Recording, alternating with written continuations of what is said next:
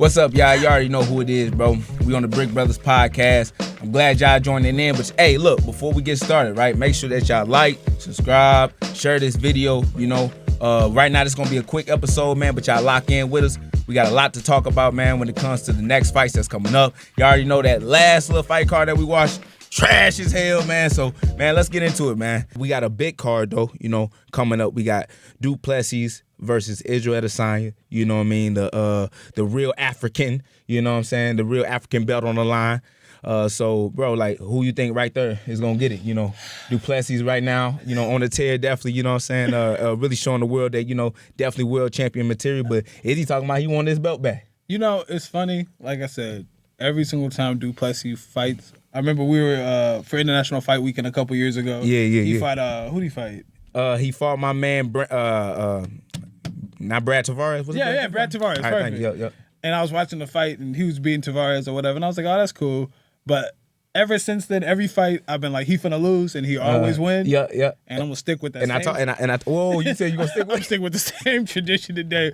If I had like poker chips, I'm tripling down. I lost every other one, but we finna try to see if I'm a win on this one. I ain't gonna lie to you, that's when we could bet. That was my first little parlay where I was able to bet on some fights, man. I put 100 down, whatever, and I was able to win like 14,000 or something like that. More than that. Yeah. But yeah. So look, and it's my fault, right? Because me paying attention to shit I shouldn't be paying attention to. So, we was running through the fights, you know what I'm saying? And my number one rule, you know what I'm saying? I don't ever pick old motherfuckers.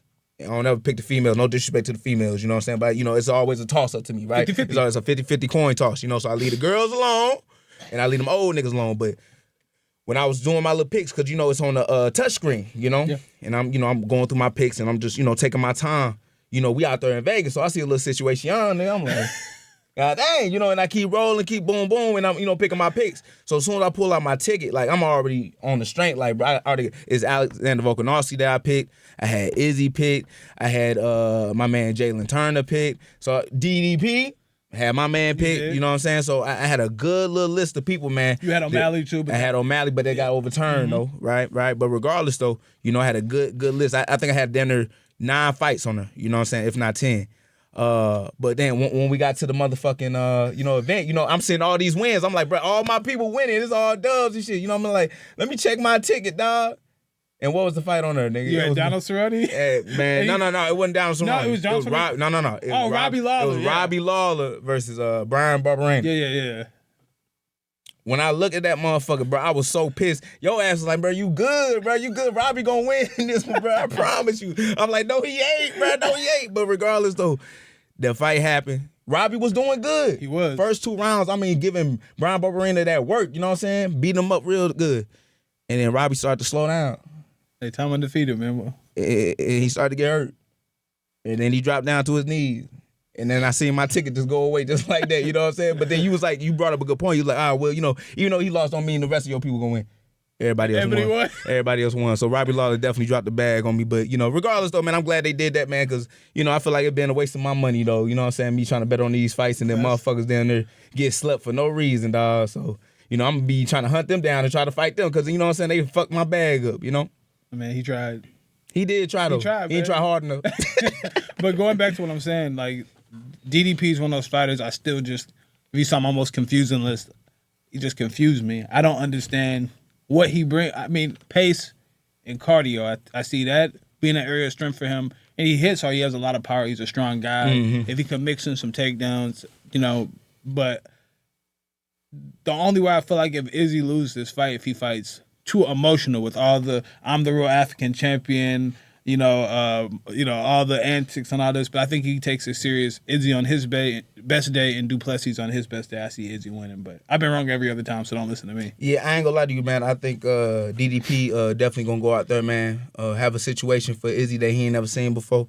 I think Du Plessis, bro, just his power alone is really gonna shut down Izzy, bro. Izzy has a great stand up when it comes to chopping legs down and, just keeping the fight where he wants to. Du Plessis not finna do that, bro. He finna just run straight at Izzy, man. And I think it's gonna be too much pressure for Izzy to deal with. And with that pressure that we seen Sean Strickland put on him, I think Du Plessis can do it even better, you know what I mean? And especially with the threat of the takedown, because if I'm not mistaken, I don't even think Sean Strickland shot in the first fight. right? I don't even think he shot for a takedown in that first fight. But you see the pressure that he put up against Izzy up against the cage. If Du Plessis is able to do that same thing, but add it with the wrestling, well, I think Izzy gonna have a long night, bro. Yeah. So I'm going with DDP. Yeah. Unofficial bet. Yeah. Unofficial bet. What else on that card? Kai Kara France and what's it? Steve Erceg. Yeah. Now who we fighting? Steve Erceg. Kai Kara France.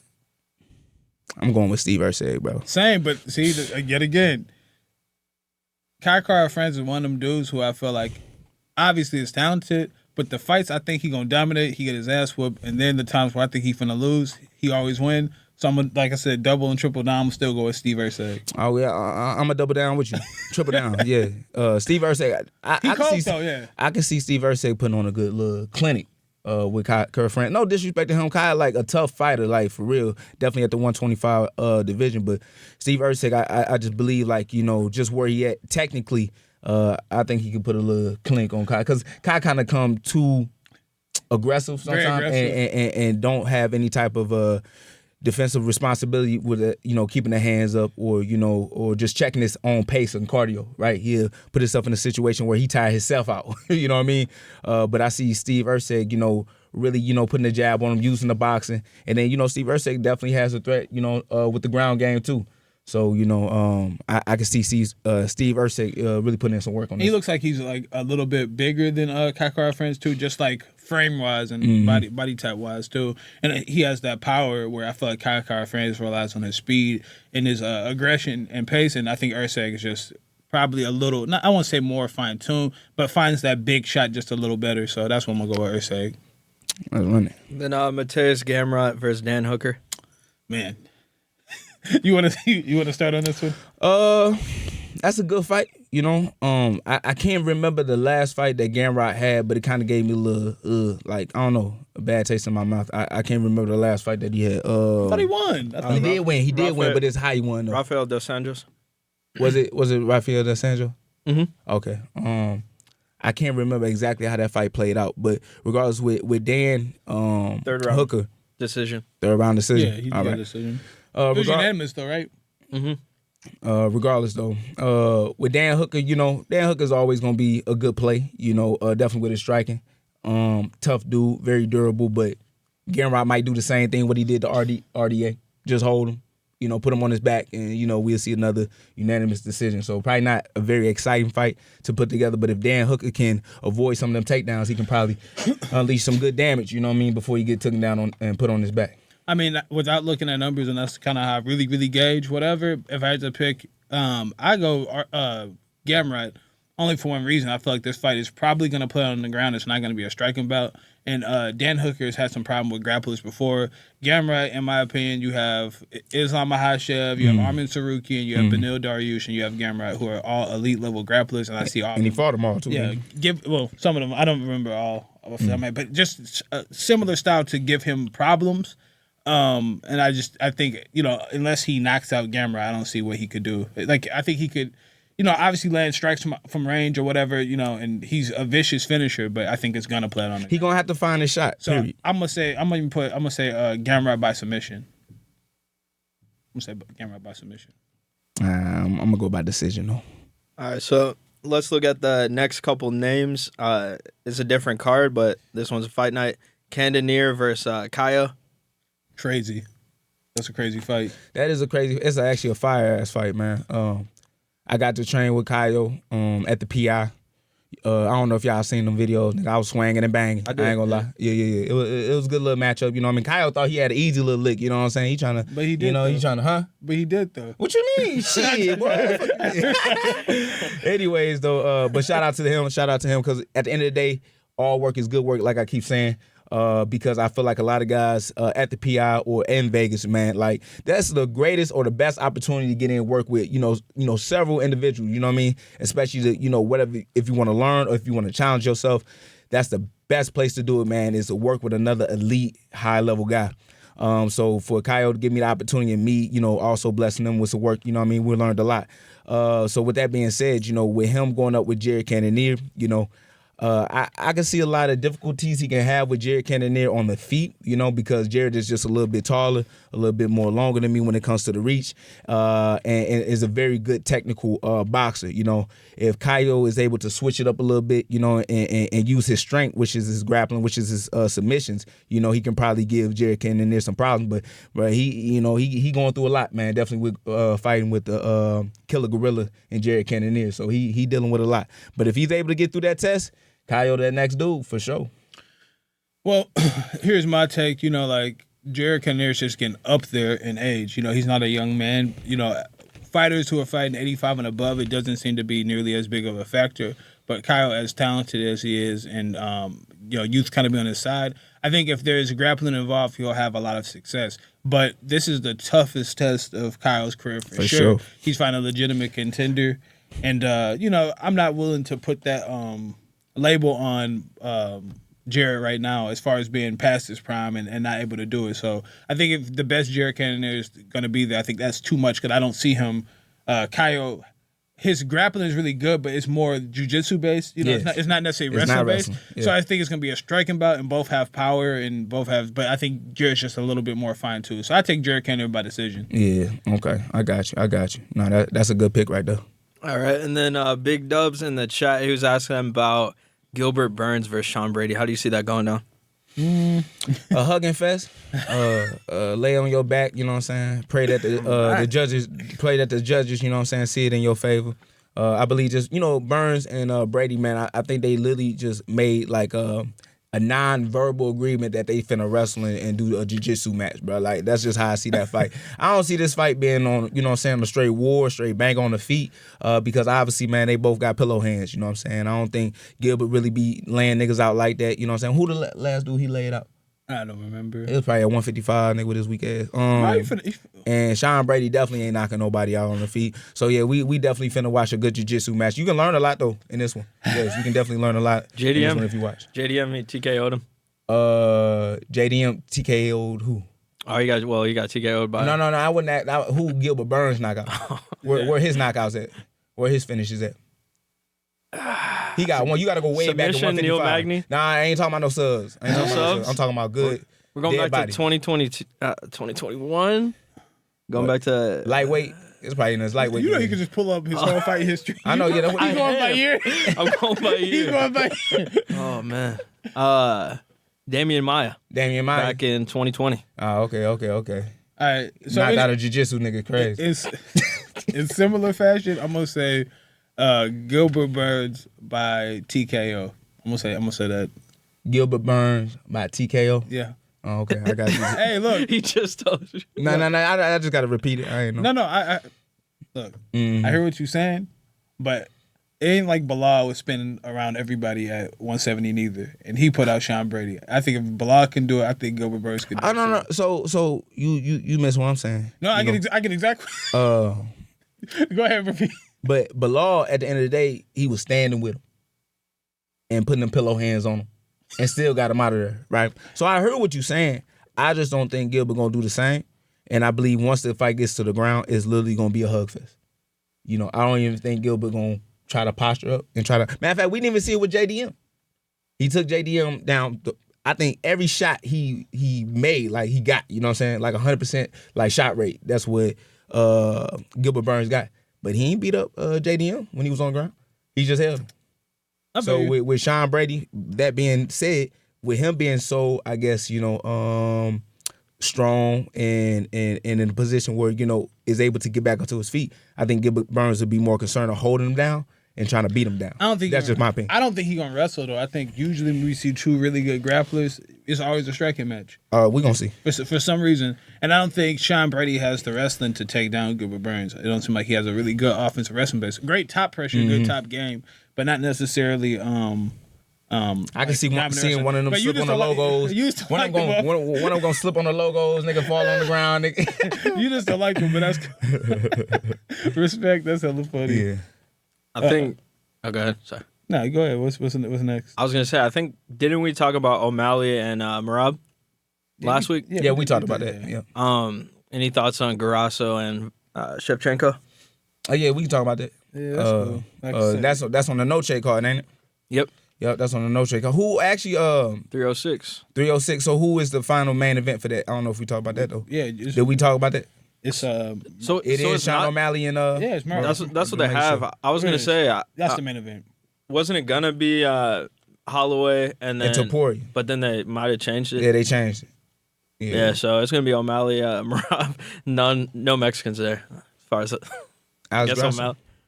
Well, I mean, like for the main But- event. Yeah, nah. Whatever. You got to sell a card through it. Right, shit. You ain't got no You choice. can't just throw 2 random Mexican dudes in the cage because that's crazy work. Like you got to have good fighters. That would be crazy. But regardless, I mean, Alex Grasso, I mean, they should have gave the respect and just gave their ass the main event, to be honest with you.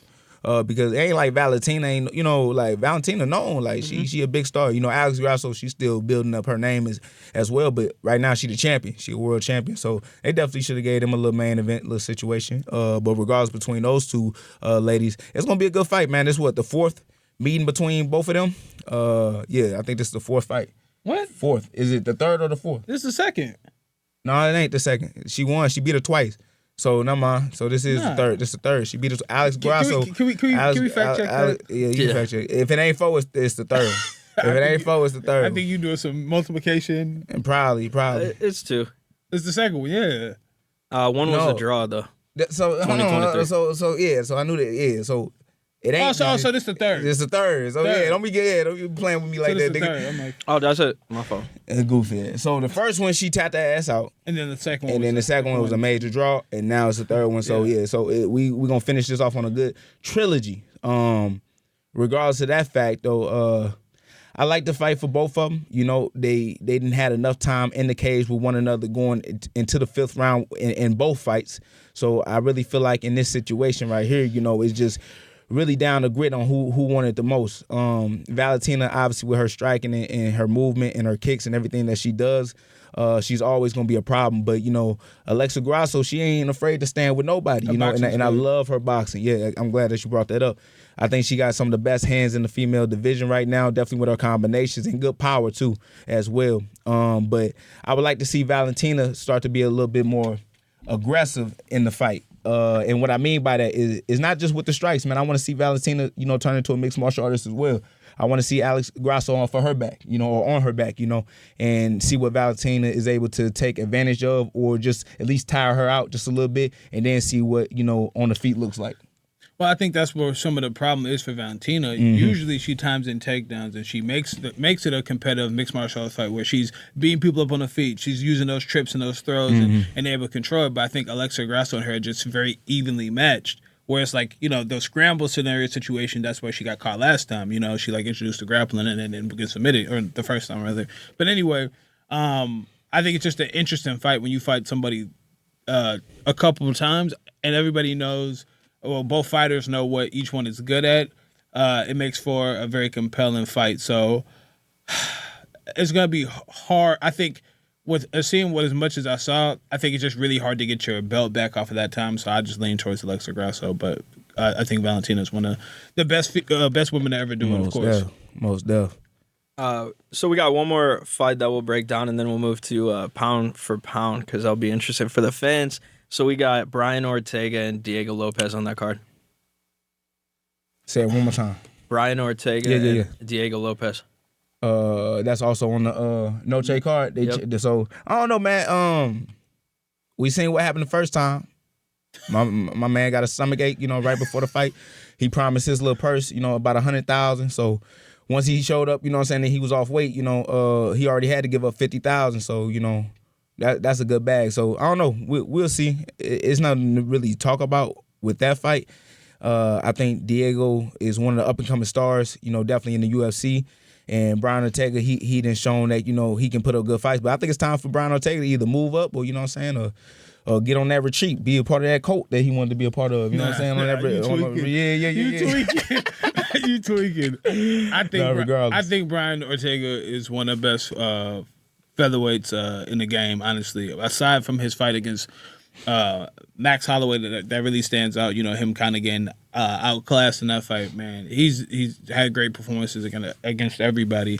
Even against Yair Rodriguez, he ended having that ankle issue right before, and then, you know, coming back and being Yair. And I thought Yair, you know, his skills stack up well against anybody. The thing that Diego Lopez has on the side is that strength. I think the jiu-jitsu is going to be kind of a wash. You know what I'm saying? Brian Ortega's like, to me, the longer fighter. I think Diego Lopez has to close the distance, to make that fight competitive. But, I think it's a toss-up. I'm going to lean with Brian Ortega just because I've seen him fight the better competition. And then I know it was super short notice, but Dan Ige gave him a lot of problems. It was like I can't even play with that, because that would give anybody issues, bro. Like, you literally talking about 4 hours notice. Like, ain't got much time to prepare. Oh, true. Even with Dan Ige didn't have to cut any weight.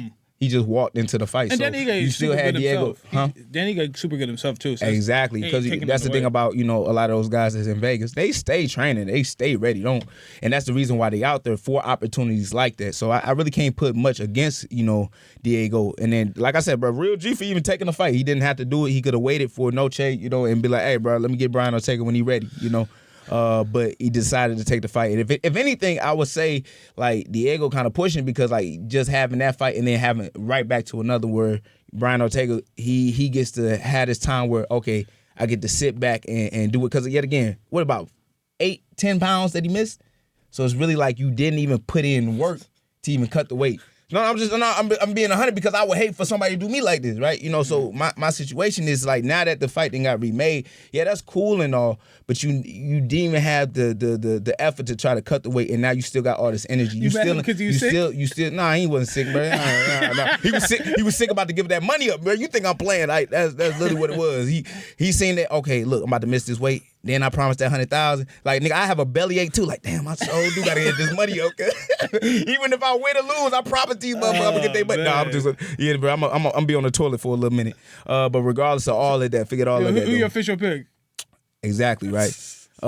Getting on Diego, I think it's just a fight for him to win, and it's a good fight for him. But yet again, I don't think Brian Ortega, it just, to my opinion, shouldn't be fighting at that weight class. I think he should move up. I think Brian Ortega should definitely move up to 155. He only missed when he took it on short notice. I don't care what man look. He took the fight on short notice himself. So you got Diego? Huh? You got Diego? Yeah, I got Diego.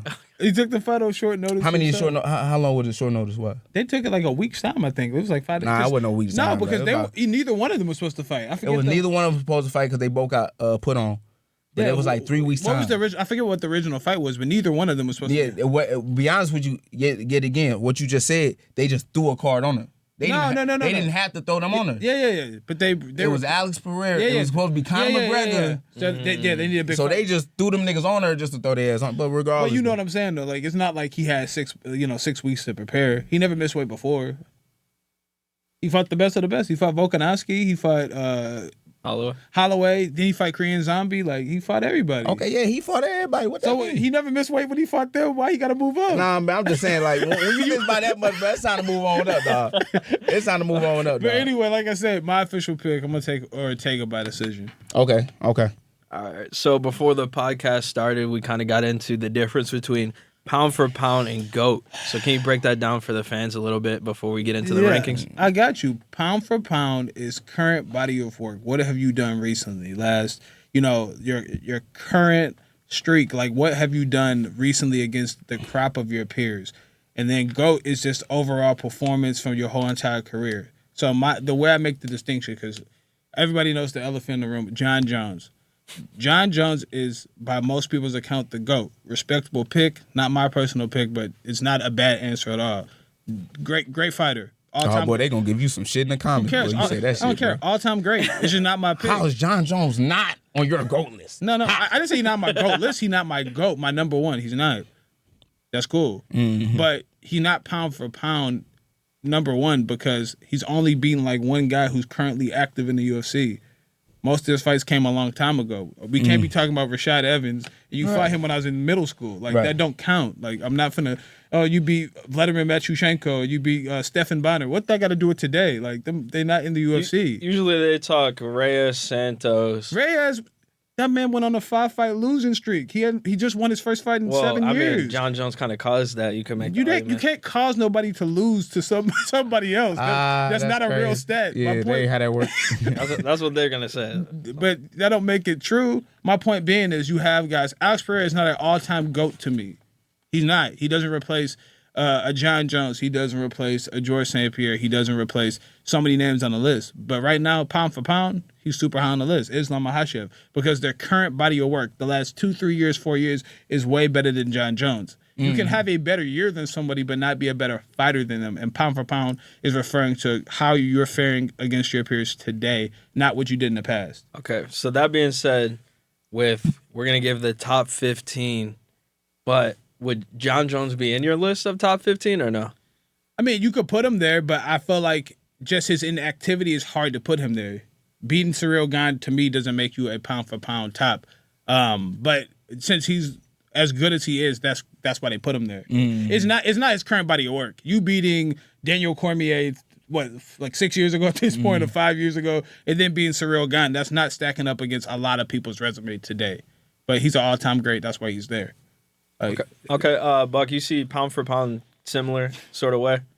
I mean, that's the only way that you can see. It's about currently what you're doing right now. Like, Alex Pereira, that's my pound for pound right now. That shit crazy.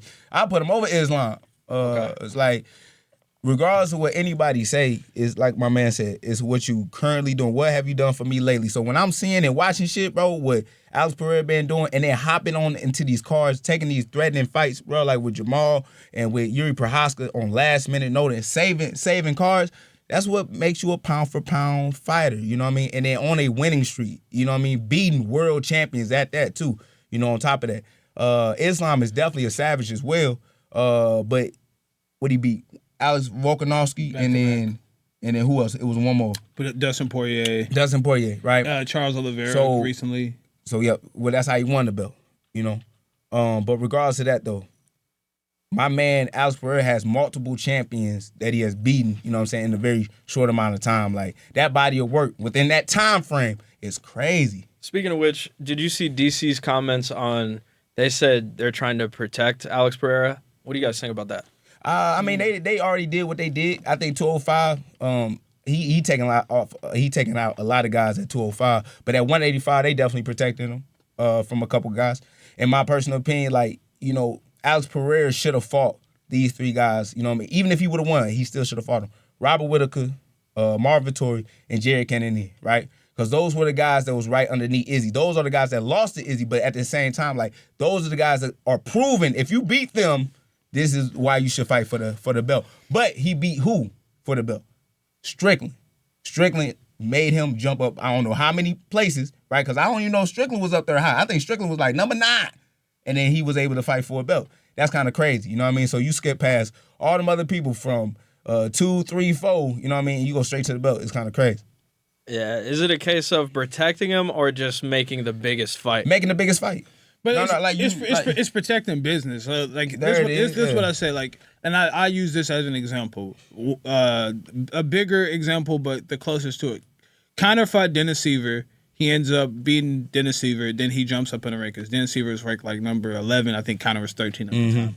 Anyway, long story short, he fights Chad Mendes. He's supposed to fill in for a title fight. He ends up fighting Chad, beats Chad, and then he beats Aldo for the title, right? But he never fought Frankie Edgar. You can say all the guys at the time he was supposed to fight, and then kind of said, you know what, I'm done with that. I'm moving up to 55. Kind of just did whatever he wanted to do. I won't say that they were protecting him from Frankie Edgar, who probably was a worse matchup for Conor at the time. Nobody cared about Frankie Edgar fighting Conor except hardcore MMA fans. That's something I wanted to see. But what's more interesting, him fighting RDA, because that was what it's supposed to be. RDA was the champ at the time. And then he fought Eddie Alvarez. That made no sense. It's just big business. Yeah. It's not about protecting. It's like, what's going to sell more? And I mean, be honest with you. So just imagine if Alex Pereira would have fought those 3 guys I mentioned and lost, then we would have never seen this situation that would have occurred. And guess what? At the end of the day, people wasn't impressed by Izzy. Like, even though he was winning, people still like, bro, like, you giving a snooze fest, man. Like, you know what I mean? Like, your walkouts are more entertaining than your fights, and that's a problem.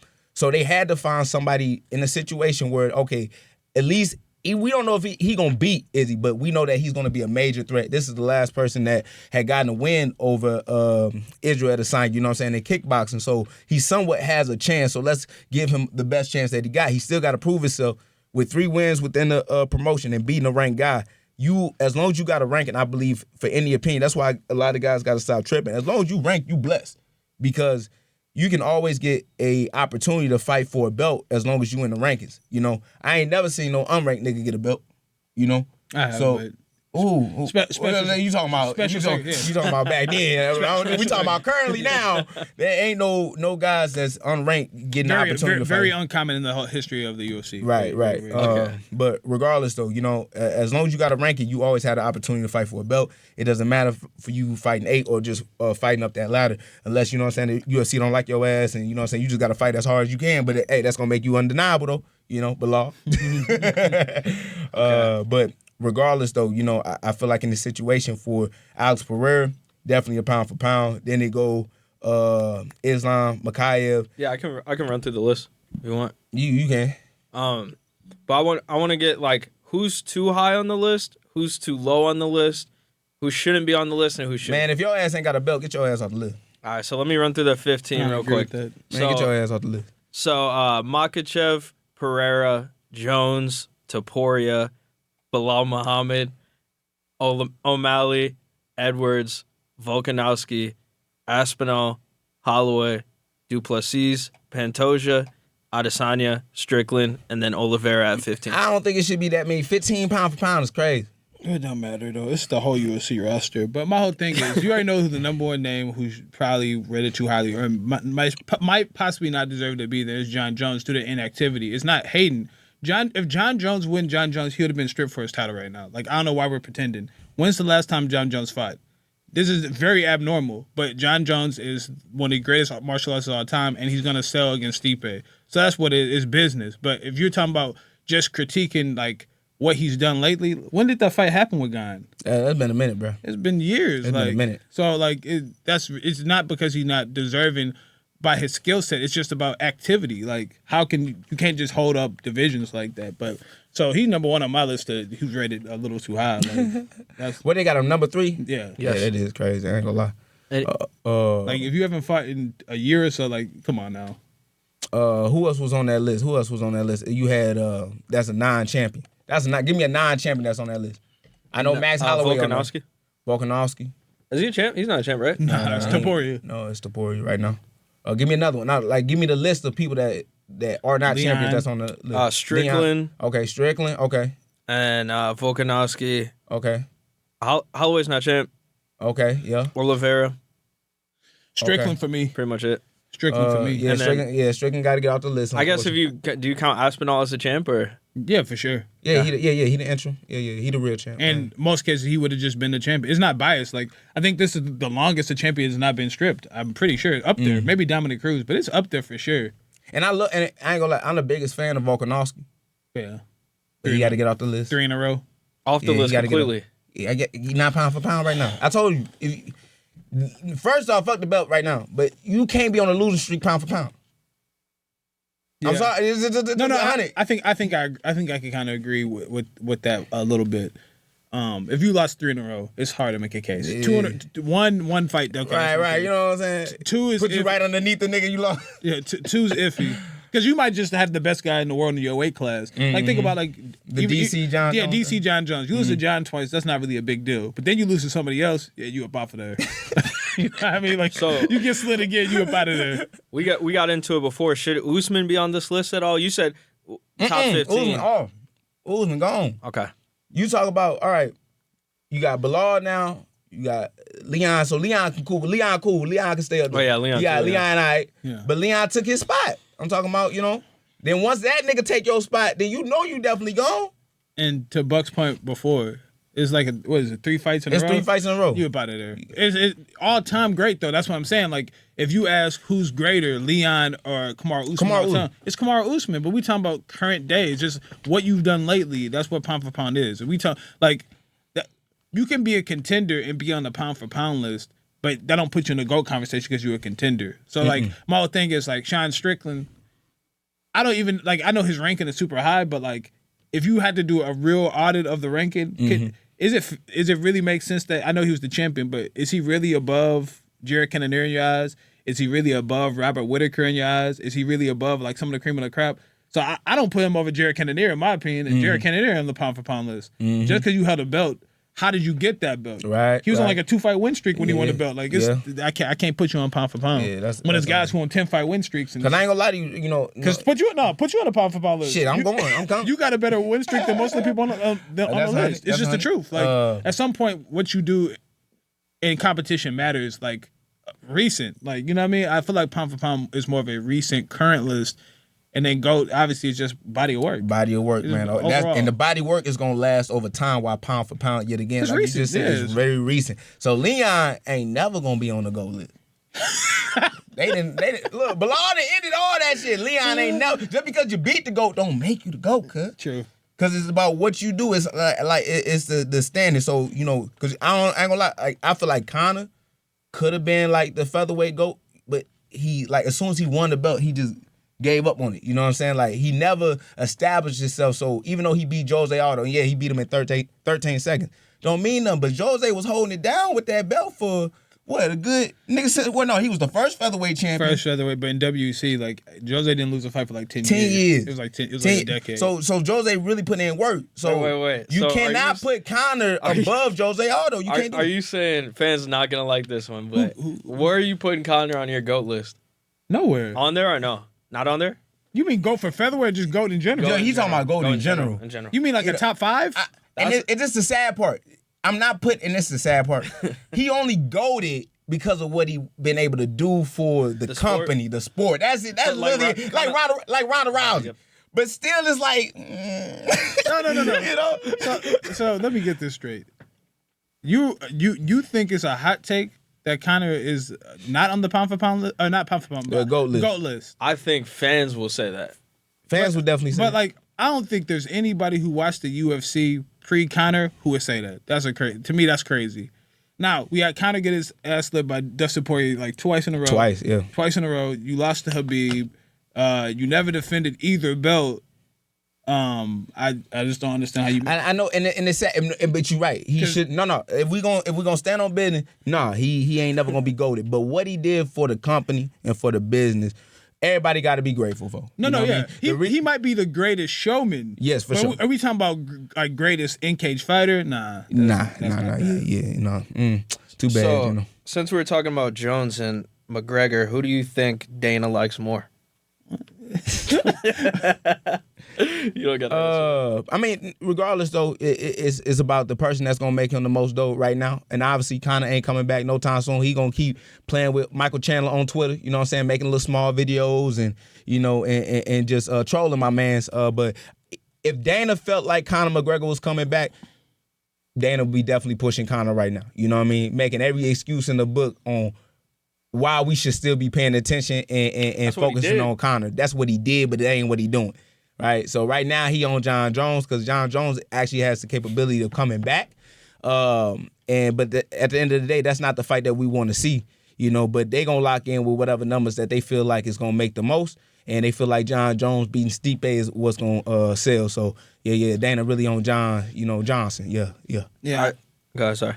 Yeah, I don't think Conor gonna come back no time soon. If you do, it's just sporadic. You know, I think that John Jones, his next fight gonna be the last one, so you got to make that bag. So John Jones, whenever they can put him out. So yeah, of course, I think just the interest for John Jones right now is higher than Conor for sure. I think Chandler came out and said he just gave up on it. He's like, he did. I mean, he should. He wasted years of his career. Man, that is crazy, bro. And like I said, Conor still playing with that motherfucker too. I don't know if y'all know what I'm talking about. I saw that. Yeah, he's like, man, keep playing. I'm gonna bounce that champ head upside, and he gonna put a little champ hat on. He don't even say nothing, but like, it's just like, just Mike, just leave it alone, bro. Like he. Yeah, didn't like, he say? Didn't Conor say that it's not gonna happen for you? It's like that pretty girl. You know how it's like that pretty girl that just keep teasing. You know what I'm saying? Like, as soon as you stop caring about it. Yeah, now she wanna like, come on, you know you want some. But as soon as you try to get back on it, she like, nah, I ain't gonna give you none. Like, God damn, boy, stop playing with me like that. So stop teasing me. So where does Chandler go?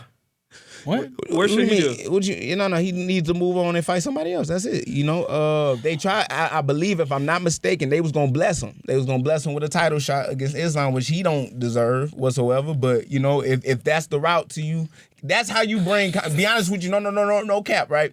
Michael Chandler, that's the only way that you bring Conor back is if you able to achieve that belt. If you able to touch that belt. But Islam finna He's not touching Islam. Boy, Islam finna spin Michael Chandler around, dog. It's just funny because I just don't think Mike's ability to fight is without question a great fighter. But if you look at his actual career in the UFC, it's like been like 50-50 damn near. Yeah. So like he has to decide. Like, matter of fact, let's stop the cap. How many fights he got? I think 5. What's his record? I want to say 3-2. He beat Tony. Beat Tone. Dan Hooker beat him. Lost to Gagey. Lost to Poirier. And then lost to Charles Oliveira. Yeah. He 2-3. He 2-3. God damn, boy. I think it's something like that for sure. You kind of get a Bellator booster pack though. That's you the think thing. So? I mean, look at I came from Bellator. Hold on, let me stop.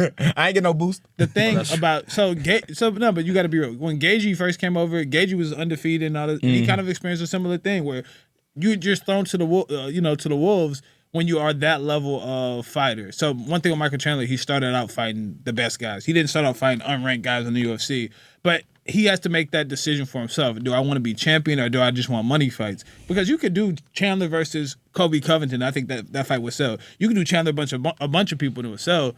But do he want to be champ? He on a time limit though. But do he want to be champ? That's the question. You haven't fought nobody in a while. Yeah. The guys who are at the top, unfortunately, they still at the top. Yes. Gagey's still there. Yeah. Dustin Poirier's still there.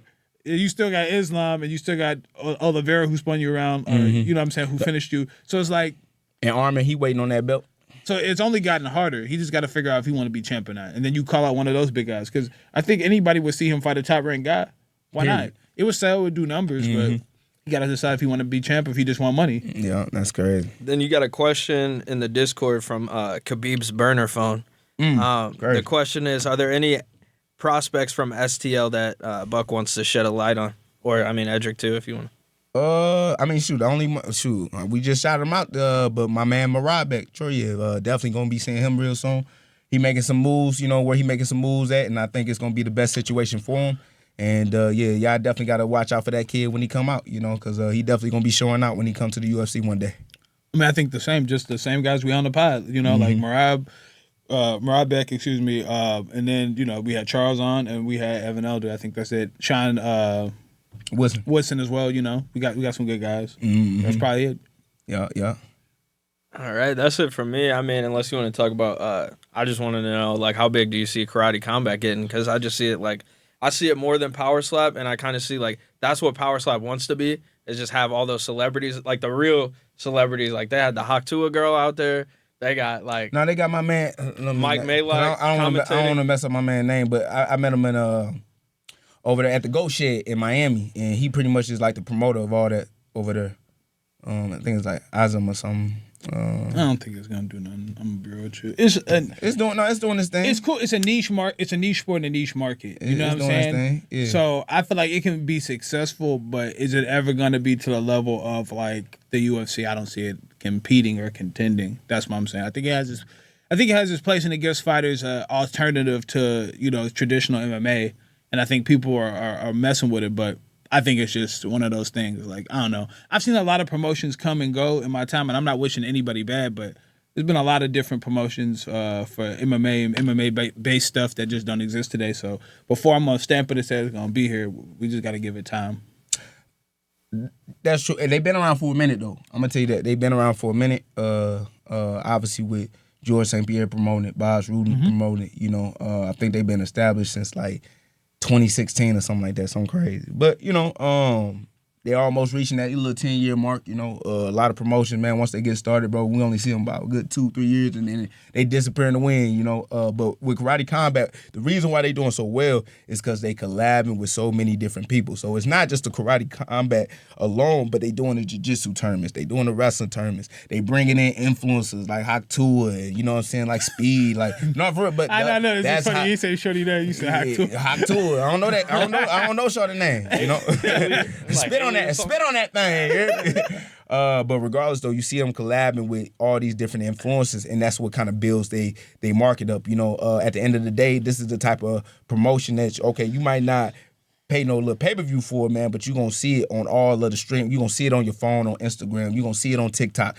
They doing numbers, and that's how I believe they promotion stay alive, by using pretty much these platforms, to get as much viewership as possible. So, they ain't trying to be the UFC. I don't think they even trying to, compete with the UFC. No. What they doing, they got a niche market, like you said before, and they got a little cult following that people definitely are just going to bring that attention to them, No, I feel you. And all I was just saying is I like what they're doing as far as some of the fights, but it seems similar to a lot of the promotions in the UFC where it's a lot of guys who fought in the UFC who are just not in the UFC anymore. Like you got Luke Grasso fought over there, Sam Alvey, or who? Even my boy Antonio Arroyo. Yeah, it's a bunch of guys who are just like, and that model just hasn't necessarily been the best. Like, as far as business wise, a lot of those similar promotions, like Bellator, like they just had to merge. You know what I'm saying? Like all these things that just eventually happen. So I'm not. But I think the reason why it's doing so much better than a lot of those, it's just like even with bare knuckle boxing, right? You see bare knuckle boxing